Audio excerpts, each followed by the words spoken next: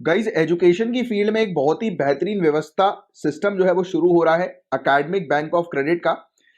आप जो है पढ़ेंगे एक पर्टिकुलर, जैसे आज की डेट में जनरली क्या होता है कि आपने जैसे एक कॉलेज को ज्वाइन किया, राइट? तो आपने कॉलेज में 3 साल 4 साल या 5 साल की जो है वो पढ़ाई करने के लिए कोर्स जो है वो आपने ज्वाइन किया। लेट्स से अपन एग्जांपल के तौर पर 3 साल का आपका ग्रेजुएशन है। तो इसमें क्या हो रहा है कि आपको इसी कॉलेज से जो है वो 3 साल पूरे कंप्लीट करने हैं। अगर आप बीच में ड्रॉप आउट कर दोगे और फिर कुछ समय बाद फिर आप सोचोगे कि दूसरे कॉलेज में आपको ज्वाइन करना है, तो आपको फिर से स्टार्टिंग से ही शुरू करना पड़ेगा, राइट? तो ये सीन हम लोग को देखने को मिलता है, राइट?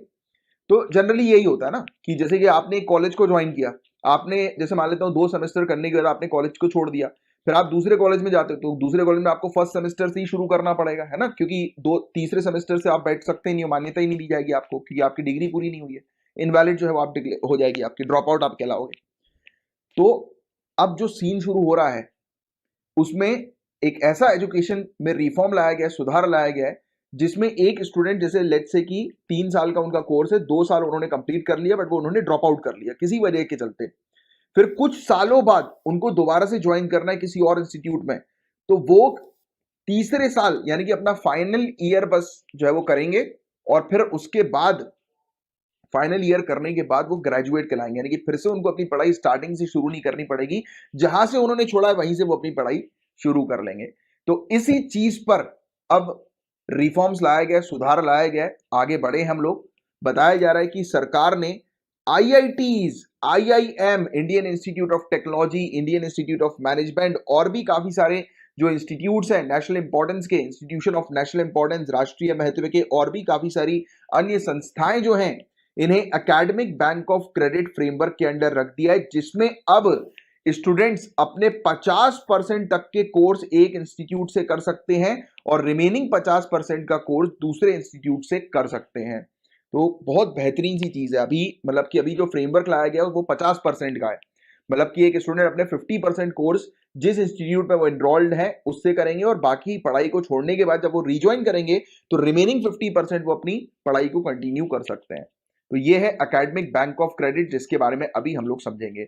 और आपको बता दें एकेडमिक बैंक ऑफ क्रेडिट का रिफॉर्म जो लाया गया है वो नेशनल एजुकेशन पॉलिसी 2020 के तहत लाया गया था। और एकेडमिक बैंक ऑफ क्रेडिट है क्या? तो इसे सेटअप किया यूनिवर्सिटी ग्रांट कमीशन के द्वारा, यूजीसी के द्वारा, विश्वविद्यालय अनुदान आयोग के द्वारा, और एबीसी के अंडर, यानी कि एकेडमिक बैंक ऑफ क्रेडिट जिसे हम लोग एबीसी कह रहे हैं, तो एबीसी के अंडर स्टूडेंट जो है उन्हें मल्टीपल एंट्री और एग्जिट ऑप्शन दिए जाएंगे, राइट? किसी भी छात्रों के लिए किसी भी पाठ्यक्रम में प्रवेश करने और उसे पूरा करने के कई विकल्प दिए जाएंगे।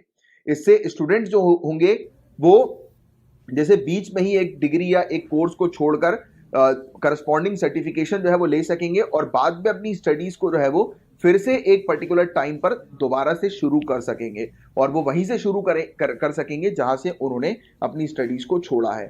और इसमें स्टूडेंट्स को भी फ्लेक्सिबिलिटी मिलेगी कि वो स्टूडेंट जो है वो इंस्टीट्यूट्स के बीच में भी जो है वो जो है वो यानी कि एक इंस्टीट्यूट को छोड़कर दूसरे इंस्टीट्यूट में जो है वो कर सकते हैं, पढ़ाई अपनी कंटिन्यू कर सकते हैं। ऐसी फ्लेक्सिबिलिटी भी होगी जैसे कि उन्होंने एक इंस्टीट्यूट से एक कोर्स किया, मान लेते हैं एक कोर्स को 50% तक उन्होंने पूरा कर लिया, फिर उनका मन करा कि यार चलो दूसरे कोर्स को कर लेते हैं, दूसरे कोर्स को इन्होंने 100% कर लिया, और फिर जिस कोर्स को 50% पे छोड़ा था उस कोर्स को वहीं से ये शुरू कर सकते हैं।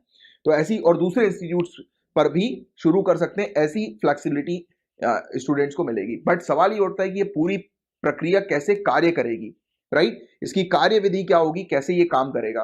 तो एबीसी जो होगा गाइस, ये रिकॉर्ड मेंटेन करेगा एकेडमिक क्रेडिट्स का, स्टूडेंट के एकेडमिक क्रेडिट्स, और it will not accept any credit course document directly from the student for any course they might be pursuing। यानी कि स्टूडेंट से डायरेक्टली जो है वो नहीं मांगा जाएगा कि आपके क्रेडिट्स क्या है। वो ऑब्वियस बात है, आपको पता है स्टूडेंट तो फिर झूठी बोल देंगे, बोलेंगे जहां उनने 25% पढ़ाई की होगी बोलेंगे कि नहीं हमने तो 75% करी है, सिर्फ 25% हमारा बचा है, हमें डिग्री दे दो 25% कराने के बाद। बट ऐसा नहीं है, स्टूडेंट से डायरेक्टली नहीं मांगा जाएगा। It will only from the higher education institutes who will have to make deposit in students account।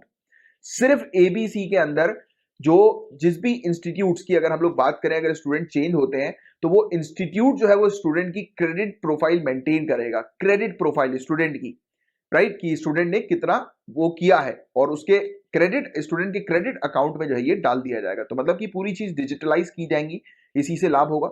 और एबीसी जो है वो हेल्प करेगी, मतलब कि ये फ्रेमवर्क हेल्प करेगा क्रेडिट वेरिफिकेशन में, यानी कि इंस्टीट्यूट के साथ स्टूडेंट के क्रेडिट को वेरीफाई करेगा, क्रेडिट एक्यूमुलेशन में हेल्प करेगा, राइट, उसको जमा करने में, क्रेडिट ट्रांसफर करने में, स्टूडेंट्स के क्रेडिट निकालने में और स्टूडेंट्स को प्रमोट करने में, राइट, यानी कि उसकी स्टडीज को कंटिन्यू करवाने में हेल्प करेगा। तो ये इस प्रकार का फ्रेमवर्क जो है वो तैयार किया जा रहा है और इस पर अब आईआईटी आईआईएम्स जो है वो काम और भी दूसरे हमारी कंट्री के जो इंपॉर्टेंट इंस्टीट्यूट्स हैं, इंस्टीट्यूट ऑफ नेशनल इंपॉर्टेंस वाले जो इंस्टीट्यूट्स हैं, राष्ट्रीय महत्व के अन्य संस्था जो है, तो वो भी अब इसी फ्रेमवर्क एबीसी फ्रेमवर्क के तहत जो है वो ऑपरेट करेंगी। एकेडमिक बैंक ऑफ क्रेडिट, याद रखिएगा, बहुत इंपॉर्टेंट टॉपिक है एजुकेशन रिफॉर्म को लेकर। एकेडमिक बैंक ऑफ क्रेडिट से रिलेटेड भी आपको पूरी क्लैरिटी है।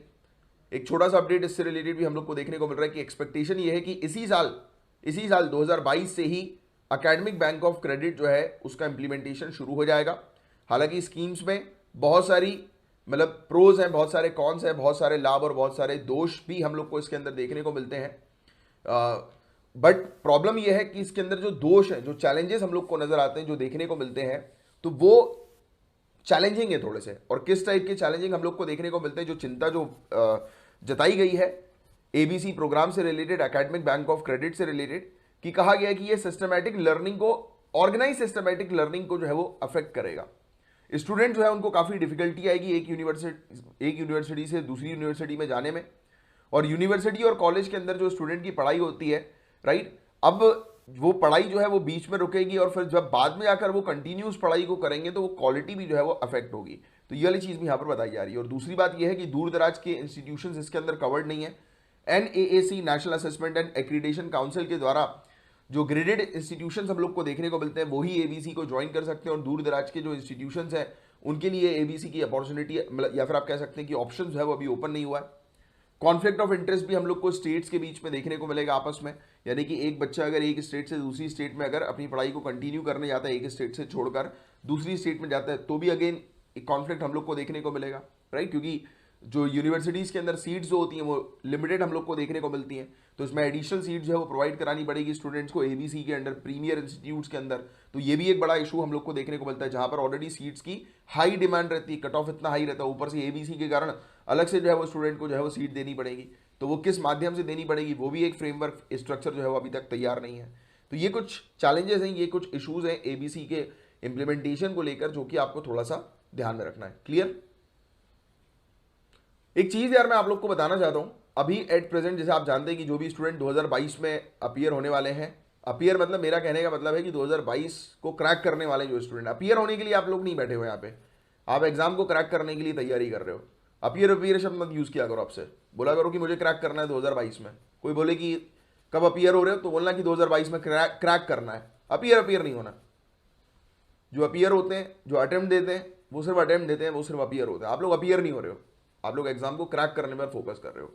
तो मुझे आपसे एक चीज ये बतानी है आपको कि अभी के समय पर दिमाग में आपकी ये आएगा कि अरे यार छोड़ो यार, एग्जाम को छोड़ देते हैं, मन नहीं लग रहा पढ़ने का। ये कल मैंने अपने जीएस बैच के अंदर डिस्कस किया था इस चीज़ को, क्योंकि मेरे पास कुछ अपने स्टूडेंट्स का कॉल आया था, वो पैनिक हो रहा था उनमें। तो मुझे लग रहा था कि आप लोग को भी जो है वो वाली चीज़ शेयर करूँ करंट अफेयर्स के अंदर। तो कि पैनिक मत लो, मतलब कि एकदम टेंशन होगी कि अरे यार अभी कुछ पढ़ा नहीं है, तैयारी उतनी अच्छी नहीं है, ये आएगा आपके माइंड में बार बार। ये बार बार आपका माइंड आपको कंफ्यूज करेगा, आपको बोलेगा चल यार छोड़, इस साल छोड़ देते हैं, अगले साल फिर से तरीके से तैयारी करेंगे, प्रॉपर तरीके से जीरो से तैयारी करेंगे। अभी जो टाइम है वो अपनी मेहनत को डबल करने वाला टाइम है। इस टाइम पर बिल्कुल भी ये चीज़ अगर आपके दिमाग में आ रही है तो आपके दिमाग को एक चीज़ बताना कि मेरे टेबल पर जो किताब रखी है मुझे उसको फिनिश करने पर अपने टाइम इन्वेस्ट करना है, ना कि अभी जो चीज़ छूट गया है, जो चीज़ बच गया है, जो रिवीजन नहीं हुआ है उसके ऊपर मुझे अभी नहीं देना। रिवीजन करो, बट टेबल पर जो पहले चीज़, जो खाना आपके पास पहले लाया गया है, पहले वो खाते हो ना आप। खाना आपको जब दिया जाता है, स्टार्टर दिया जाता है, तो पहले स्टार्टर खाते हो, फिर आपको मेन कोर्स दिया जाता है, फिर आपको डेजर्ट दिया जाता है। ऐसा तो नहीं कि आप स्टार्टर खाते खाते सोचते हो कि अरे यार डेजर्ट कब मिलेगा, डेजर्ट कब मिलेगा, डेजर्ट में खा पाऊंगा कि नहीं खा पाऊंगा, अरे बाप रे ये तो इतना है। खाते हो ना, फिर भी डेजर्ट तक जाते हो, भले ही एक चम्मच खाओ बट खाते तो हो। संतुष्टि मिलती है कि नहीं मिलती है? तो अभी आपको किसी भी तरीके से टेंशन लेने की जरूरत नहीं है। अभी आपको सिर्फ एक ही काम करना है, अपनी तैयारी में और जी जान लगानी है और जोर लगानी है। ये चीज मेरी ध्यान में रखना। सर जो स्टूडेंट अभी तो इसमें इश्यूज आएंगे, इसकी इंप्लीमेंटेशन में डेफिनेटली यार इश्यूज आएंगे, कॉलेजेस तक जो है वो इश्यूज उठाएंगे। आप खुद सोचो ना यार कि कॉलेज की सीट जो होती हैं वो लिमिटेड हम लोग को देखने को मिलती हैं, वैसे ही इतना झोल झाल हम लोग को देखने को मिलता है, और ऊपर से ये वाली चीज़ अब होगी तो इसमें इश्यूज आएंगे, स्टूडेंट्स की को कॉलेज के अंदर एंट्री नहीं मिलेगी, स्टूडेंट्स फिर केस करेंगे। तो ये सब अभी इसको देखो तरीके में इसको इंप्लीमेंट होने में लगेगा भी 10 ईयर्स स्मूथली चलने में। आप खुद सोचो बीएससी एमएससी इन सब की जो तैयारी होती है वो टुकड़ों में थोड़ा होती है यार। अब सिविल सर्विसेज की तैयारी आप टुकड़ों में थोड़ा करते हो, आपको वन गो में करना पड़ता है, नहीं तो सब गायब हो जाएगा माइंड से। मुझे पता नहीं क्यों लगता है इस चीज़ के कारण एजुकेशन क्वालिटी हैम्पर होगी, है तो इसमें पॉजिटिव पॉइंट, बट पर्सनली मुझे ऐसा लगता है कि एजुकेशन क्वालिटी इसमें हैम्पर होगी। क्योंकि आप खुद सोचो ना यार कि एक सेमेस्टर के बाद जो बंदा दूसरे सेमेस्टर में जाता है और जब कॉलेज से जब वो निकलते हैं तो उनके पास फ्रेश ज्ञान होता है, राइट। बट यहाँ पर अभी क्या चीज़ होगी, टुकड़ों में चीज़ें हम लोग को देखने को मिलेंगी। ये मेरा पर्सनल ओपिनियन है। बहुत बढ़िया निधि जी, 2023 में क्रैक करेंगे, वेरी गुड। अब से अटेम्प्ट किसी को नहीं बोलना है।